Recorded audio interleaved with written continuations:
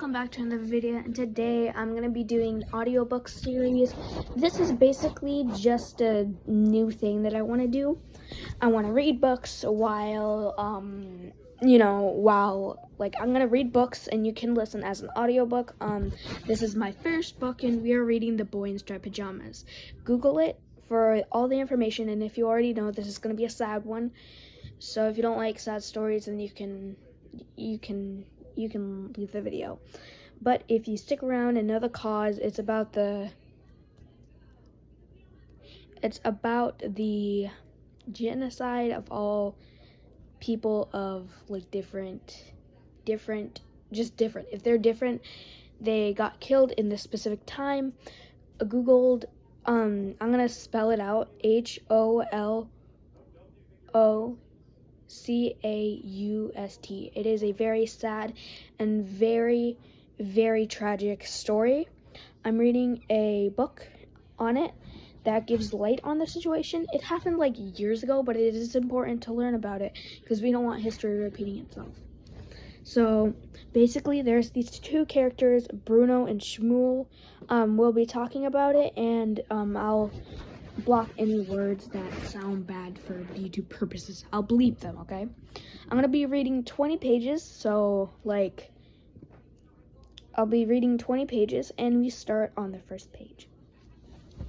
Let's go. One afternoon when Bruno came home from school, he was surprised to find Maria, the family maid, who always kept her head bowed and never looked up from the carpet, standing in his bedroom, pulling all of his belongings out of his wardrobe and packing them into 4 large wooden crates. Even the things he'd hidden at the back that belonged to him were nobody else's business. "What are you doing?" he asked, as a polite tone as he could muster. For although he wasn't happy to come home and find someone going through his possessions, his mother had always told him that he would treat Maria with respect, and not just imitate the way father spoke to her. "You take your hands off of my things." Maria shook her head and pointed toward the staircase behind him, where Bruno's mother had just appeared. She was a tall woman with long red hair that was bundled in a sort of net behind her head, and was twisting her hands together nervously as if there was something she didn't want to say, or didn't have to say, or something that she didn't want to believe. "Mother," said Bruno, marching toward her, "what's going on? Why is Maria going through my things?" "She's packing them," explained Mother.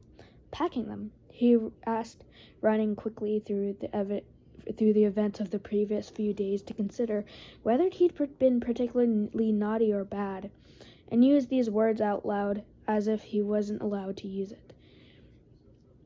and was being sent away because of it. He couldn't think of anything, though.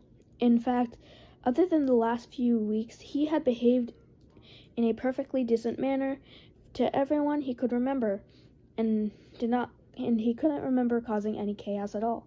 "Why?" he asked them. "What have I done?" Mother had walked into her own room, but then Lars, the butler, was in there, packing her things too. She sighed and threw her hands in the air in frustration before marching back to the staircase, followed by Bruno, who wasn't going to drop the matter without an explanation. "Mother," he insisted, "what's going on? Are we moving?" "Come downstairs with me," said Mother, leading the way down the large dining room where the Fury had their dinner the week before. We'll talk down there." Bruno ran downstairs and even passed her out on the staircase so that he was waiting in the dinner table, and she arrived. He looked at her without saying anything for a moment and thought to himself that she couldn't have applied her makeup correctly that morning, because the rim of her eyes had been more red than usual, like his own after he'd been causing chaos and got into trouble and ended up crying. "Now, you don't have to worry, Bruno," said Mother, sitting in the chair where the beautiful blonde woman who had come to dinner with the Fury had sat, and waved at him when Father closed the doors. "In fact, if anything, it's going to be a great adventure." "What is?" he asked. "Am I being sent away?" "No, not just you," she said, looking as if she might smile for a moment, but thinking better of it. Well, we all are. Your father and I, Gretel and you. All four of us. Bruno thought about this and frowned. He wasn't particularly bothered if Gretel was being sent away, because she was a hopeless case and caused nothing but trouble for him. But it seemed a little unfair that they all had to go with her. But where? He asked. Where are we going exactly? Why can't we stay here? Your father's job, Mother explained. You know how important it is, don't you? Yes, of course, said Bruno, nodding his head. Because there are so many visitors to the house, men in fantastic uniforms, women with typewriters that he had to keep his disgusting hands off of. And they were always polite to Father, and told each other that he was a man to watch, and that the Fury had big things in mind for him. Well, sometimes when someone is very important, continued Mother, the man who employs them asks him to go somewhere special, somewhere else, for a special job that needs doing there. What kind of job? Bruno asked. Because if he was honest with himself, which he tried to be, he wasn't entirely sure what his father's job was. In school, they talked about their fathers one day, and Carl had said that his dad was a greengrocer, which Bruno knew that was true because he ran the greengrocer's shop in the center of town.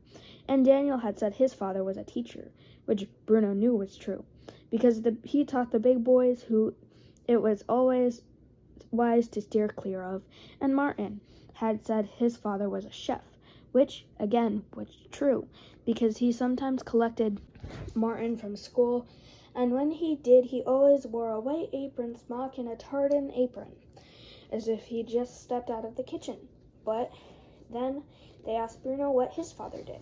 He opened his mouth to tell them, but then he realized he didn't know, even for himself. All he could say was that his father was a very big man. His father was a man to watch, and that the Fury had big things for him.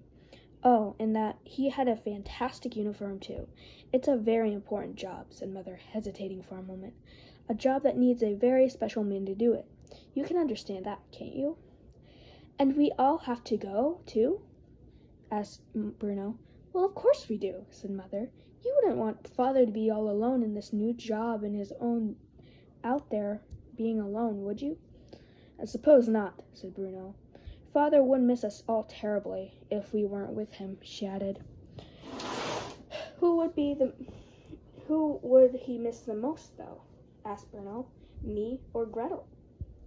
He would miss you both equally, said Mother, for she was not a believer in playing favorites, which Bruno respected, especially since everyone knew that he was her favorite. Really. But what about our house? Asked Bruno. Who's going to take care of it while we're gone? Mother sighed and looked around the room, as if she might never see it again. It was a beautiful house, and had 5 floors in total, if you included the basement where Cook had made all of his foods, and Maria and Lars sat at the table, arguing with each other and calling each other names that you weren't really supposed to use. And if you added a little room at the top of the house with the slanted windows where Bruno could see right up across Berlin if he stood up on his tiptoes and held on the frame tightly. We have to close up the house for a while now, said Mother, but we'll come back to it someday. And what about Cook? Said Bruno. And Lars and Maria. Are they going to live in it? They're coming with us, explained Mother. But that's enough questions for now. Maybe you should go upstairs and help Maria with your packing. Bruno stood up from the seat but didn't go anywhere. There were just a few more questions he needed to put to her before he could allow the matter to be settled. How far away is it? He asked. A new job. I mean, it is further than a mile away. Oh my, said Mother with a laugh, although it was a strange kind of laugh because she didn't look happy and turned away from Bruno, as if she didn't want him to see her face. Yes, Bruno, she said. She didn't want him to see her face. Yes, Bruno, she said. It's more than a mile away. Quite a lot more than in fact. Bruno's eyes opened as if his mouth made it the shape of an O. He felt his arms stretching at all sides like when they did whenever something surprised him. "You didn't tell me we were leaving Berlin," he asked, gasping for air as he got the words out. "I'm afraid so," said Mother, nodding her head sadly. "Your father's job is—" "What about school?" said Bruno, interrupting her. A thing that which he knew he wasn't supposed to do, but he felt that he would be forgiven for on this occasion. "And what about Carl, Daniel, and Martin? How will they know where I am when we all want to do things together?" "You'll have to say goodbye to your friends for the time being," said Mother, "although I'm sure you'll see them again in time. And don't interrupt your mother while she's talking, please," she added.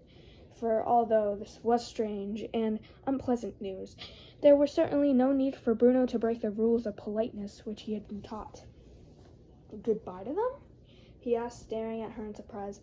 "Goodbye to them?" he repeated, spluttering out a few words as if his mouth was full of biscuits that he munched into tiny pieces, not actually yet swallowed.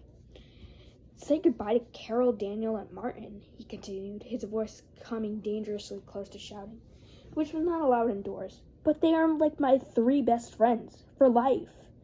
"Oh, you'll make other friends," said Mother, waving her hand in the air dismissively, as if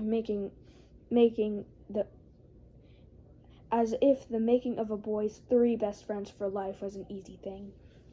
"But we had plans," he protested. "Plans?" asked Mother, raising an eyebrow. "What sort of plans?" "Well, that would be telling," said Bruno, who could not reveal the exact nature of the plans, which included causing a lot of chaos, especially in a few weeks' time, when school finished for the summer holidays and they didn't have to spend all their time making plans, but could actually put them into effect instead. "I'm sorry, Bruno," said Mother, "but your plans are just going to have to wait. We don't have a choice in this." "But Mother—" "Bruno, that's enough," she said, snapping at him now, and standing up to show him that she was serious when she said that was enough. "Honestly, only last week you were complaining about how much things have changed here recently." "Well, I don't like the way we have to turn all the lights off now," he admitted. "Everyone has had to do that," said Mother. "It keeps us safe. Who knows? Maybe we'll be in less danger if we move away. Now, I need you to go upstairs and help Maria with packing. We don't have as much time to prepare as I would have liked, thanks to some people." Bruno nodded and walked away sadly, knowing that some people was a grown-up's word for father, and one that he wasn't supposed to use himself. He made his way up the staircase slowly, holding onto the banister with his hand, and wondering whether the new house in the new place where the new job was would have as fine of a banister to slide down as the old one. For the banister in his house stretched to the very top floor, just outside the little room where he stood in his tiptoes and held onto the frame of the window tightly. He could see right across Berlin to the ground floor, just in front of the 2 enormous oak doors, and Bruno liked nothing better than to get on top of the board banister at the top floor and slide his way down through the house, making whooshing sounds as he went. Down from the top floor to the next one, where Mother and Father's room was, and a large bathroom. Where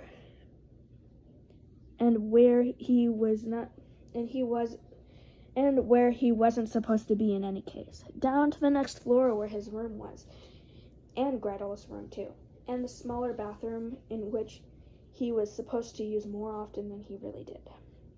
Down to the ground floor where you fell off the end of the banister and you would have to land flat on your feet, or it was the 5 points against you and you'd have to start over again. The banister was the best thing about the house, and that fact that grandfather and grandmother lived so nearby, and when he thought about it, it made him wonder whether they were coming to his new job, and he presumed that they were because they could hardly be left behind.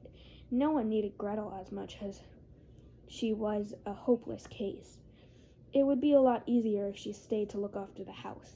But grandfather and grandmother, well, that was an entirely different matter. Bruno went upstairs slowly toward the room, but before going inside, he looked back downward towards the ground floor and saw Mother entering Father's office, which faced the dining room and was out of bounds at all times and no exceptions.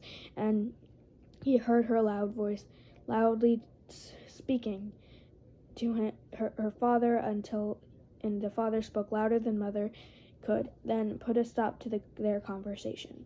Then the door of the office door closed, and Bruno could hear any more as he thought it would be a good idea if he went back to his room and took over the packing from Maria, because otherwise she might pull all of his belongings out of the wardrobe without any care or consideration. Even the belongings he hidden at the back belonged to him were nobody else's business.